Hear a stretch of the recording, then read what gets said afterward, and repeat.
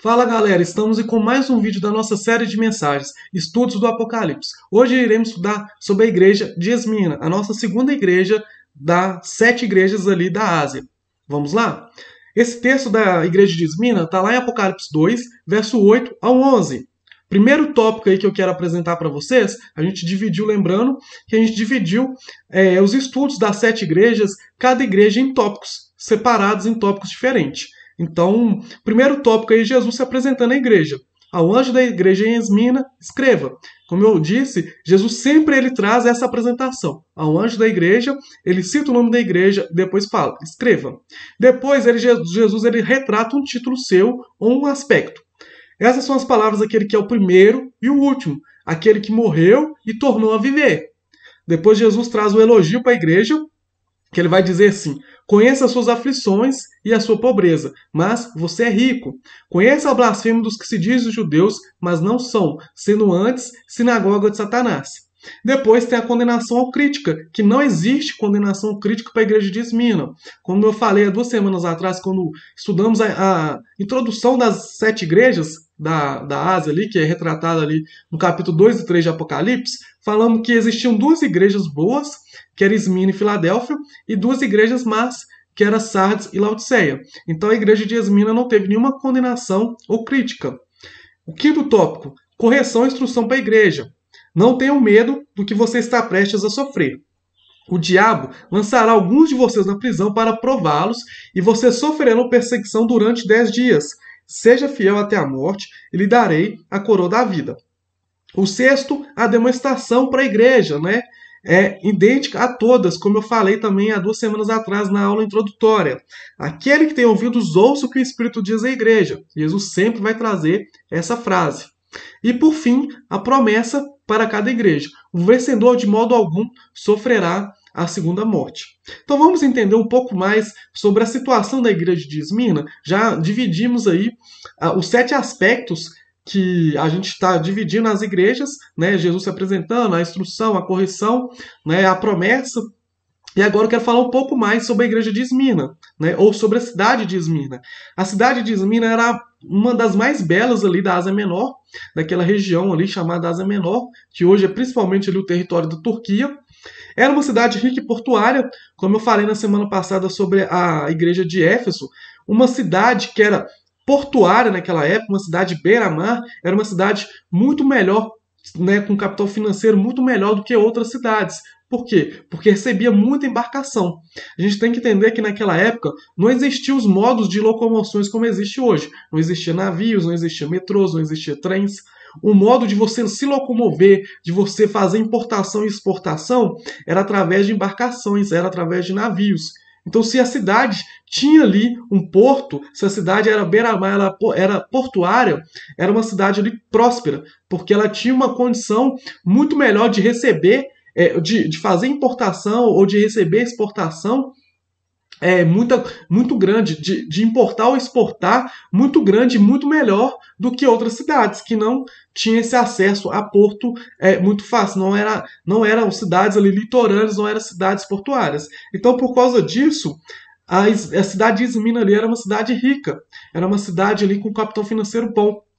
Agora, quando Jesus ele diz ali para a cidade, ali no tópico 2, né, quando ele apresenta ali, retrata um título, um aspecto. Essas são as palavras daquele que é o primeiro ou o último, ou seja, o alfa e o ômega, que morreu e tornou a viver. Aquela igreja entendeu exatamente aquilo que Jesus estava querendo dizer. Porque a cidade de Esmirna, ela foi fundada em 1000 a.C. Em 600 a.C., ela foi destruída ali durante uma invasão. Porém, em 200 a.C., ela foi reconstruída ali por Lisímaco, que era um dos generais ali do Alexandre o Grande ali na época ali do Império Grego.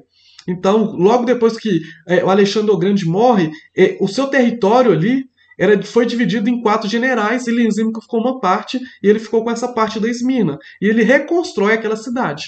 Então, quando Jesus ele fala assim, eu sou aquele que morreu e tornou a viver, os cristãos daquela cidade, eles entenderam, porque aquela cidade também, de certa forma, ela morreu e tornou a viver. Então Jesus não está trazendo ali palavras ao vento, ele estava trazendo palavras que aquela igreja entendia daquilo que ele estava dizendo.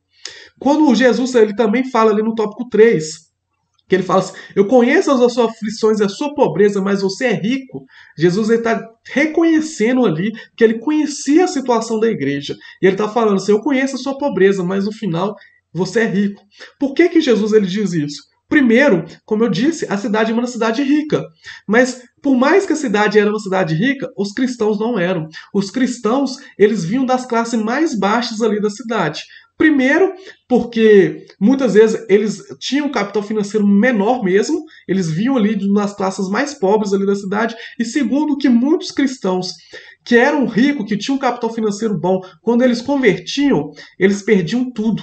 E eles eram jogados ali numa sarjeta mesmo. Eles eram jogados ali de lado, eles eram abandonados pela sua família, porque eles não aceitavam ali cristãos ali convertidos. Eles não aceitavam ali que aquelas pessoas ali daquela cidade vieram a converter ao cristianismo. Então, a partir do momento que algumas pessoas que tinham capital financeiro bom convertiam, eles perdiam tudo que eles tinham. Então, se tornavam pobres. Então Jesus está dizendo, eu conheço a sua pobreza, mas no final você é rico. Não só comparando essa situação, mas também comparando, mostrando assim, por mais que você é pobre financeiramente, que você não tem uma condição financeira, né, uma condição de capital financeiro boa, você é rico para as coisas celestes. Você é rico para as coisas de Deus. Então Jesus mostrando ali que nem sempre a riqueza material é a coisa mais importante. Depois, Jesus ele vai dizer ali, né, que eu conheço a blasfêmia dos que se dizem judeus, mas não são, sendo antes sinagoga de Satanás. Sinagoga de Satanás, ali Jesus está dizendo porque havia ali muitos templos pagãos. Existiam muitos cristãos, muitas pessoas que se diziam judeus ali, mas a verdade eles cultuavam outros deuses, e sendo que o judeu jamais deveria cultuar outros deuses, que é um dos mandamentos ali, faz parte dos 10 mandamentos ali para todo judeu. Então eles não deviam cultuar outros deuses. Depois Jesus ele vai falar na correção ali, no tópico 5, não tenham medo do que vocês estão prestes a sofrer. O diabo lançará alguns de vocês na prisão para prová-los, e vocês sofrerão perseguição durante 10 dias. Então, o que seria essa perseguição de 10 dias? Existem várias interpretações sobre essa perseguição de 10 dias, mas eu creio que essa perseguição de 10 dias não seja nem 10 dias literais, mas seja um curto espaço de tempo. Né? Jesus está dizendo ali 10 dias para mostrar que existia ali essa perseguição, mas do período curto. Né? Um tempo curto, não seria uma perseguição que iria durar muito. E as perseguições que os cristãos estavam vivendo eram várias. Uma delas era, os cristãos ali naquela época eram chamados de canibais. Ou seja, quando você convertia, você celebrava a ceia do Senhor. Então, o que é a ceia do Senhor? É você toma o corpo de Cristo, você come do corpo de Cristo e toma do sangue de Cristo, ali simbolizando do pão e do vinho.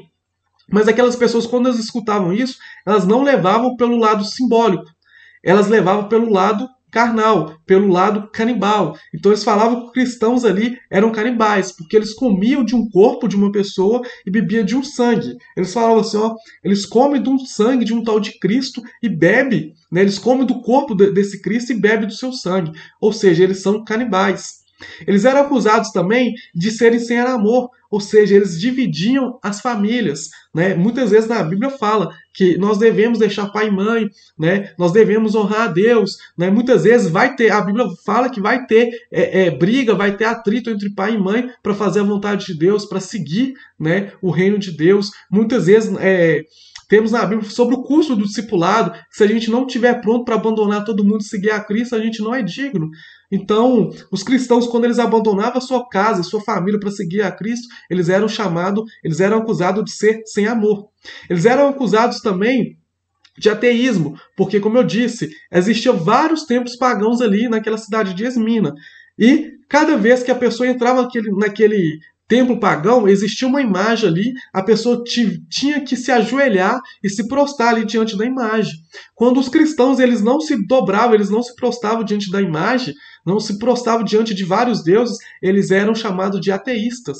Eles eram considerados ali ateus, porque eles não adoravam aqueles deuses.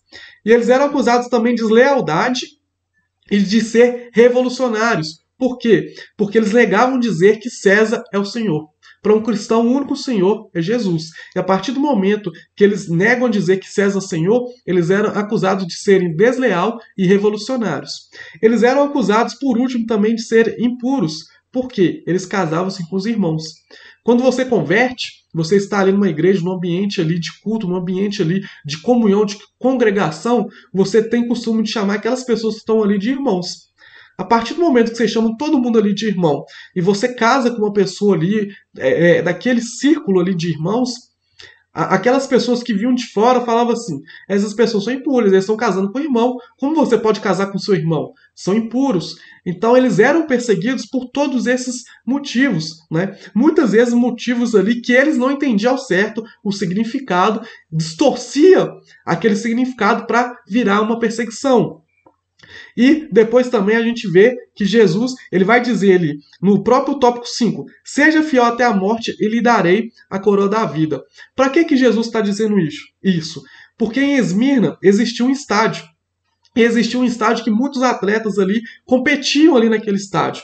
E quando aqueles atletas que competiam naquele estádio, eles venciam, né? Eles recebiam o quê? Uma coroa de louros. Se você ver muitos filmes antigos, você vai ver que quando uma pessoa vencia uma batalha, vencia alguma competição, ela recebia uma coroa de louros. Naquela época não existia medalhas, não existia troféus como hoje. Então, a forma de premiar era receber essa coroa de louros. Jesus está dizendo, se você for fiel até o fim, né? Ou seja, se você não desistir, se você ganhar essa corrida, se você vencer essa batalha, você não vai receber uma coroa de louros, mas você irá receber a coroa da vida, que é muito mais importante do que qualquer coroa de louros. E aí Jesus, ele vai trazer a demonstração, né? Aquele que tem ouvidos, ouça o que o Espírito diz à igreja, e depois ele vai dizer ali que o vencedor de modo algum sofrerá a segunda morte. Por mais ali que os cristãos estavam sendo perseguidos e muitos mortos, Jesus fala, por mais que vocês morram agora, vocês jamais sofrerão a segunda morte. Ou seja, a segunda morte é aonde? No inferno, no lago de fogo. Então, essa morte vocês nunca vão experimentar. As pessoas aí podem matar vocês, podem matar os cristãos, mas a segunda morte vocês nunca experimentarão. Então, Jesus trazendo ali uma mensagem ali de conforto, uma mensagem ali de perseverança ali para a igreja de Esmirna. E agora eu quero mostrar para vocês a igreja de Esmirna, né? É uma das igrejas que não foram destruídas, que até hoje elas permanecem, e por ser ali, por ter uma igreja ali próspera, hoje a cidade também é próspera. Essa cidade aí que vocês estão vendo aí, a Esmirna, né? Hoje ela não tem esse nome, ela chama Izmir e ela pertence ali à Turquia. Então você vê que a importância da igreja numa cidade é tão grande ali que onde havia igrejas más, as cidades hoje não existem. As cidades foram destruídas. Onde havia igrejas boas, as cidades hoje ainda são prósperas. Não são belas. Olha, se você vê a primeira imagem aí em cima aí do seu lado esquerdo, você vê que é uma cidade bonita, é uma cidade bela, uma cidade litorânea. Então, para você ver a importância da igreja ali no contexto ali de uma cidade. Amém, pessoal? Espero que tenha ficado claro para vocês esse vídeo de hoje. Se ficou alguma dúvida aí, manda para a gente aí nos comentários. Se você gostou desse vídeo, deixa um like, se inscreva em nosso canal e que Deus abençoe muito a sua vida e voltamos na próxima semana.